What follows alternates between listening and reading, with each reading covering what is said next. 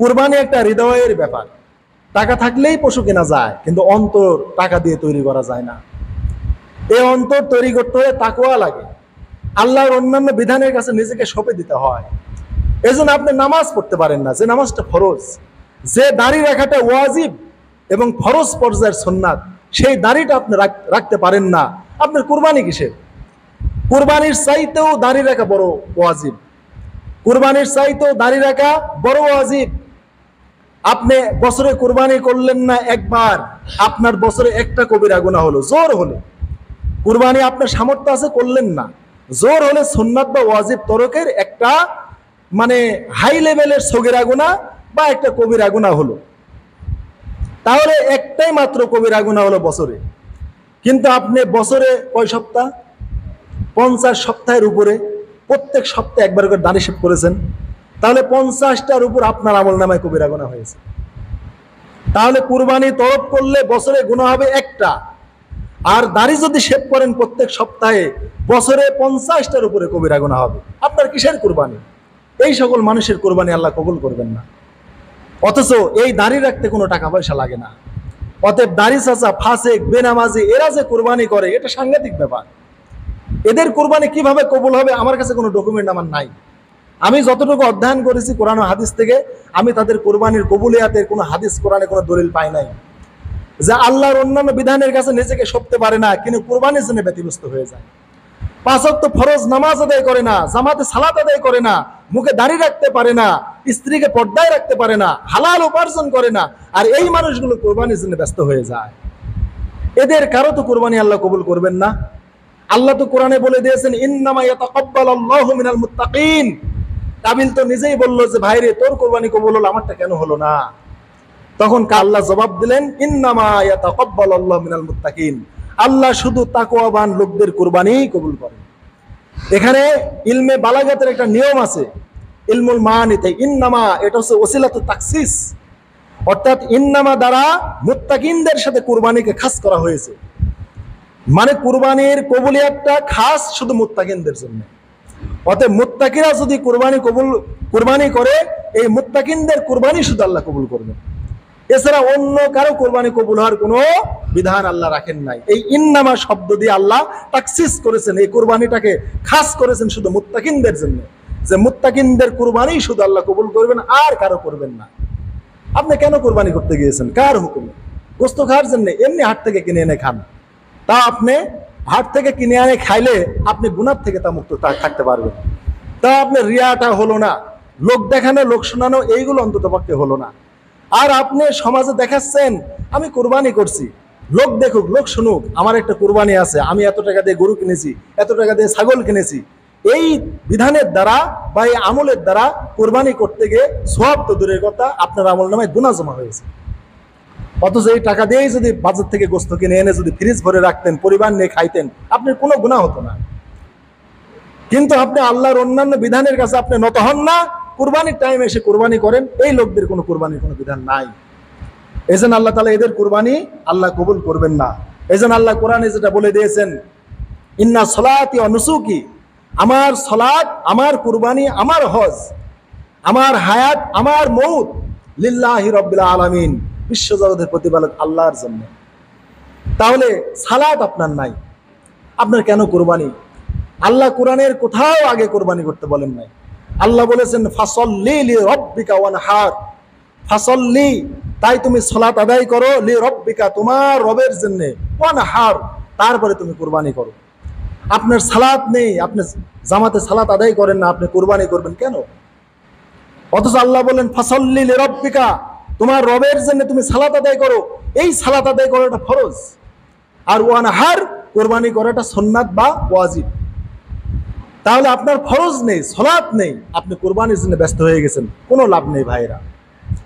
আল্লাহ তাআলা অন্যত্র বলছেন, ইন্না সলাতি ওয়া নুসুকি, নিশ্চয় আমার সালাত, আমার কুরবানি, আমার জীবন, আমার মৃত্যু সব আল্লাহর জন্য। এখানে আল্লাহ ইন্না সলাতি ওয়া নুসুকি, সলাতের পরে আল্লাহ কুরবানির কথা বলেছেন, কোথাও কুরবানির কথা আল্লাহ আগে বলেন নাই। তাই যার সালাত নেই তার কোনো কুরবানি নেই, যার সালাত নেই তার কুরবানি কবুল হবে না, যার সালাত নেই তার সাথে কুরবানির শরীক নেওয়া যাবে না। এটা একবার আল্লাহ তাআলা সম্পূর্ণ আল্লাহ নিষেধ করে দিয়েছেন। বেনামাজির কোনো কুরবানি আল্লাহ কবুল করবেন না। এই জন্য আমাদের আব্দুল্লাহ জাহাঙ্গীর স্যার বলেন যে বেনামাজি কুরবানি করে এটা হচ্ছে ন্যাংটা লোক পাগড়ি পরার মতো। আমি মৌলানা আব্দুল কাহার, আমার মাথায় অনেক মাশাআল্লাহ একটা ভালো বড় পাগড়ি পরা আছে, কিন্তু পাগড়ি পরাটা কি সুন্নাত, পাগড়ি পরা সুন্নাত, কিন্তু আমার নাভির থেকে হাঁটু পর্যন্ত কাপড় রাখা ফরজ। এখন আমি অনেক বড় মাপের হুজুর, বড় আলেম, অনেক বড় পাগড়িধারী, আমার হাঁটুর থেকে কোমর থেকে শুরু করে হাঁটু পর্যন্ত ফরজ সতর নেই, মানে আমার লুঙ্গি নেই বা আমার পরনে পায়জামা নেই, আমার দেহ উলঙ্গ, কিন্তু আমি মাথায় পাগড়ি পরে পথ চলছি। আপনি কি বলবেন? আমাকে বলবেন যে মাশাআল্লাহ আমাদের আব্দুল কাহার হুজুর মাশাআল্লাহ পাগড়ি ছাড়ে না, পাগড়ি মাথার থেকে খুলে না। কিন্তু আপনি তো আমার নিচে তাকালেন না যে আব্দুল কাহার সাহেবের পরনে লুঙ্গি আছে কিনা। আমাদের সমাজে যারা নামাজ পড়ে না এরা হচ্ছে ন্যাংটা লোক মাথায় পাগড়ি পরার মতো, মানে পরনে কাপড় নেই, ফরজ সতর নেই, কিন্তু মাথায় পাগড়ি বেঁধে মাশাআল্লাহ রাস্তা দিয়ে চলছে, আর মানুষ নিচে না তাকিয়ে উপরে দেখে বলছে মাশাআল্লাহ আমার ইমামের মাথায় অনেক বড় পাগড়ি আছে, কিন্তু নিচে কোনো খবর নাই। আমাদের সমাজের মানুষ এটাই দেখে হাজিরিন, নামাজ নেই, জাকাত নেই, বইয়ের পর্দা নেই, হালাল রিজিক নেই, কোনো কিছু নেই। এইগুলোর দিকে মানুষ তাকায় না, তাকায় শুধু অমকের কুরবানি আছে কিনা, অমক কুরবানি করছে কিনা, তাহলে পিছনে নিচের দিকে না থেকে গেলে মাথায় তাকানো। তাই আপনাকে আগে দেখতে হবে যে এই লোকটা যে পাগড়ি পরেছে নিচে ঠিক আছে কিনা, নিচে তার লুঙ্গি বা পাজামা আছে কিনা, ফরজ সতর ঢেকছে কিনা। ফরজ সতর ঢেকার পরে মাথায় পাগড়ি বাঁধা পছন্দনীয়, প্রশংসনীয়, আর ফরজ সতর না ঢেকে মাথায় শুধু পাগড়ি বাঁধা নিন্দনীয়। তাহলে মাথায় পাগড়ি বাঁধা অবশ্যই সওয়াবের কাজ, অবশ্যই সুন্নাত। কিন্তু কখন এই মাথায় পাগড়ি বাঁধা তখনই ইবাদত হবে, তখনই সুন্নাত আদায় হবে যখন অন্যান্য ফরজ সতরগুলো আমি ঢাকবো। আমার অন্তত পক্ষে নাভি থেকে শুরু করে হাঁটু পর্যন্ত একটা পায়জামা থাকবে, গায়ে একটা জামা থাকবে, এরকম নিচের অঙ্গগুলো ঢাকার পরে মাথায় পাগড়ি বাঁধা প্রশংসনীয়। তো সমাজের যারা কুরবানি করে ফরজ নামাজ নেই, ফরজ যাকাত নেই, ফরজ হজ নেই, ফরজ আইন কাম নেই, ফরজ পরিমাণ স্ত্রীকে কন্যাদেরকে বাড়িতে পর্দা করে না, এই যে বিষয়গুলো লেনদেন ঠিক করে না মানুষের সাথে, ইসলামের ফরজ বিধানগুলো নেই, তার এই মাথায় শুধু উলঙ্গ লোকের মতো মাথায় পাগড়ি বাঁধার মতো হবে, তার কোনো মূল্য নেই, মোটেও ভেরিফাই করবেন এটা আল্লাহর কাছে। অতএব হাজরিন, নামাজ এখনই শুরু করেন, আজ থেকে শুরু করেন। আপনি এখন থেকে, আজ থেকে, জুমার থেকে, আসর থেকে আর নামাজ বাদ দেবেন না, যদি আপনি কোরবানি কবুল করাতে চান আল্লাহর কাছে। আর যদি বলেন না আমি নামাজ না পারি কোরবানি করব, করেন। আপনার কাছে সমাজের কাছে আপনি পাগড়িধারী হুজুর হলেও আল্লাহ তাআলা দেখছেন ওর পরনে লুঙ্গি নাই।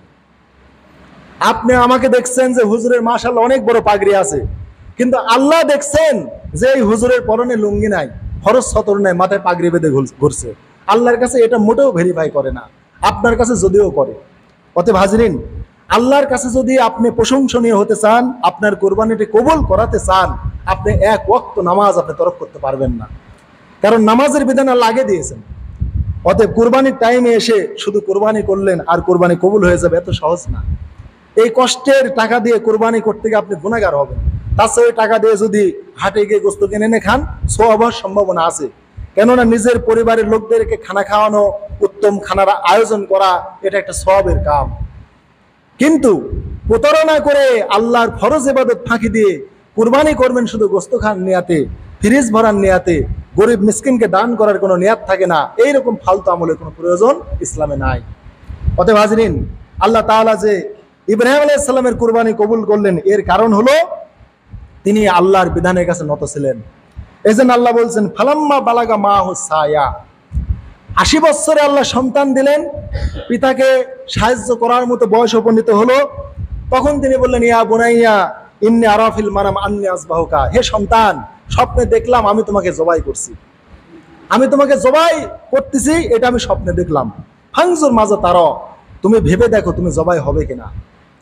এখানে আসলে জবাই উনি রাজি হলেও করবেন, সন্তানকে রাজি না হলেও করবেন।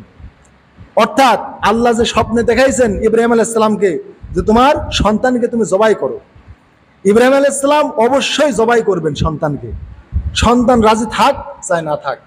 কিন্তু উনি সন্তানকে আল্লাহর বিধানের কাছে অনুগত আছে কিনা একটু মন পরীক্ষা করলেন, যে আমি যেভাবে তৈরি হয়ে গেছি আমার বেটাও এইভাবে আল্লাহর বিধানের কাছে অনুগত কিনা, নবীর বেটা নবী কিনা, এবং আমার আদর্শে সে গড়ে উঠেছে কিনা, আল্লাহর বিধানের কাছে সে অবনত হয় কিনা। এইটা পরীক্ষা করে পিতা পুত্র দুইজনই পরীক্ষায় উত্তীর্ণ হয়ে আল্লাহর কাছে মহা সম্মানিত হবেন, খলিল হবেন, বন্ধু হবেন। তাই তিনি চাইলেন না যে সন্তান নারাজ থাকবে, আমি সন্তানকে জবাই করে দিব, আর আমার সন্তান আল্লাহর আইনের কাছে নত না হয়ে বিরোধিতা করে ও হচ্ছে দুনিয়াতে বেঁচে থাকার চিন্তা করে দুনিয়াতে ভোগ করব, অনেকদিন বাঁচবো, আব্বা আমি কেবল কিশোর বয়সী, যুবক হতে পারলাম না, বিয়ে করতে পারলাম না, ঘর সংসার সাজাতে পারলাম না, এখনই আপনি আমাকে জবাই করে দিবেন, এই যে দুনিয়া ভোগের চিন্তা ইসমাইল আলাইহিস সালামের ছিল না। কোন রকমের চিন্তা তার ভিতরে আসে নাই। এই জন্য বাপ যখন বলছে ফাংজুর মাজা তারা, তুমি ভেবে দেখো, সাথে সাথে বললো ক্বালা ইয়া আবাতি ফাআল সাতাজিদুনি ইনশাআল্লাহ মিনাস সাবিরিন। হে আমার আব্বা, আপনি কি করেন, ইয়া আবাতি ফাআল মা তুমার, আপনি স্বপ্নে যেটা আদিষ্ট হয়েছেন ওইটা আপনি করে ফেলুন, ইনশাআল্লাহ আমি সবরকারীদের মধ্যে শামিল হয়ে যাব। তাহলে বাপ কা বেটা সিপাহি কা ঘোড়া, যেমন বাপ তেমন সন্তান। শুধু বেটাকে বলছে আমি তোমাকে জবাই করবো বেটা, ভেবে দেখো, কোন রকমের চিন্তা ভোগের অনুভূতি তার হৃদয়ে আসে নাই। আমি এই বয়সে মারা যাবো, এই বয়সে আপনি আমাকে জবাই করবেন, আমি কেবল কিশোর যুবক হতে পারলাম না, যৌবন আসে নাই, দুনিয়া ভোগ করতে পারলাম না, এই মুহূর্তে হুষ্টপুষ্ট হতে পারলাম না, এখনই কুরবানি করবেন, কোনো চিন্তা দুনিয়া ভোগের কোনো চিন্তা তার ভিতরে আসে নাই।